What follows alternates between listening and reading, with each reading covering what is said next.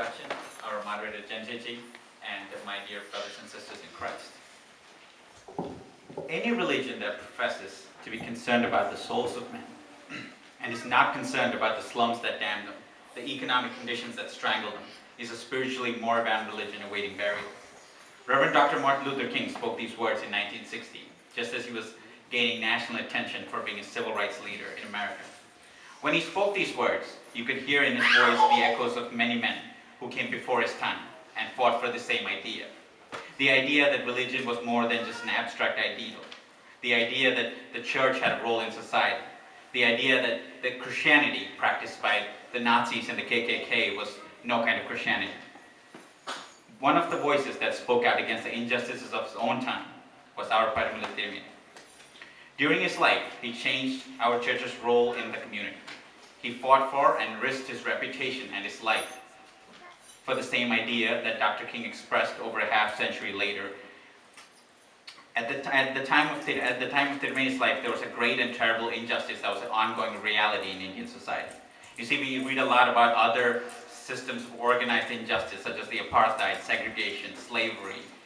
But one thing that goes overlooked, or that gets less attention, was the Indian caste system. Now, the caste system was designed as a pyramid to keep the most unfortunate people in society down and to protect the wealth and power of the people on top of the pyramid.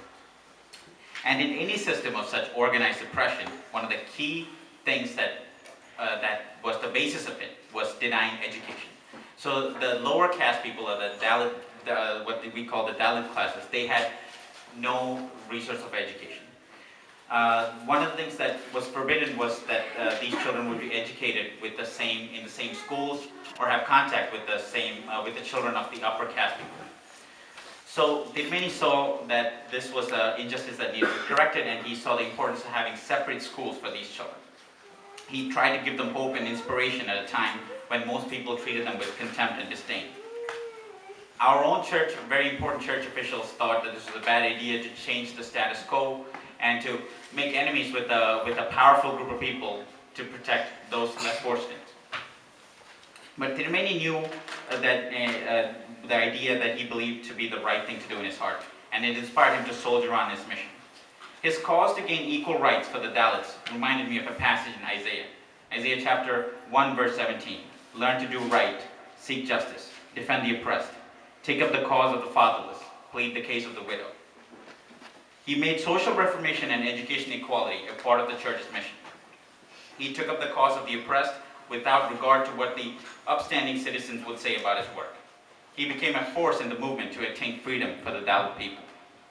He was able to establish 5 English schools in Mulantarati, Tiruvalla, Kannangulam, Niranam, and Tummavan.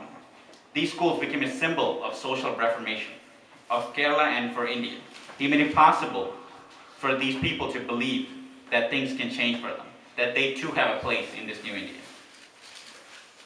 Between 1895 and 1902, he brought his vision to fruition with these schools.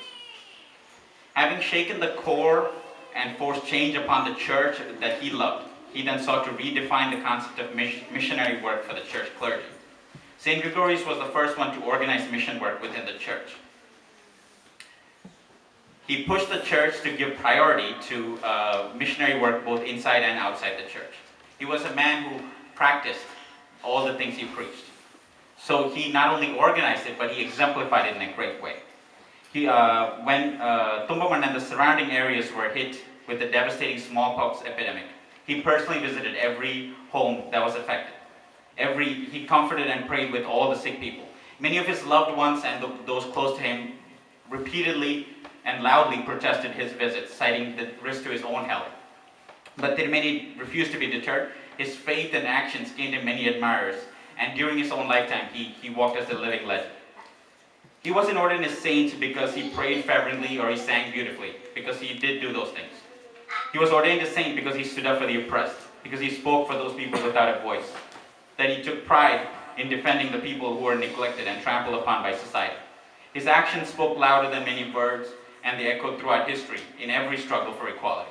From Gandhi to Mandela to Dr. King, his memory represents the best qualities of our church and remains an enduring appeal, enduring symbol of Christian love.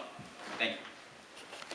Mentioned before, Thirumeni understood the importance of having those English medium schools, and so he was able to establish them in many areas. He took care of the people who were affected by smallpox, and also, just so that you also know, when his uncle had smallpox and he died, Thirumeni also did get smallpox at that time. And back then, if you had gotten a disease like smallpox, it was very rare that you survived. But he did survive by a miracle, and he was actually taken care of by his sister, Miriam. He believed the church should engage in educational activities, especially to facilitate English teachings without discriminating gender or religion. Thirumeni started an outreach program for children in lower communities. He organized an evangelical awakening program for non-Christians, and his major task was to motivate clergy for effective ministry. He wanted to make sure that the deacons during his era, they were really effective in teaching people to be close to God. So he really paid attention to how he taught his deacons. So in the next section, we're actually going to talk about the contributions of the church, and we don't have a paper on contributions, so I'm just going to give you some highlights. Thirumeni established the first Malankara Syrian Orthodox Clergy Association. He built a church and a seminary in Parumala.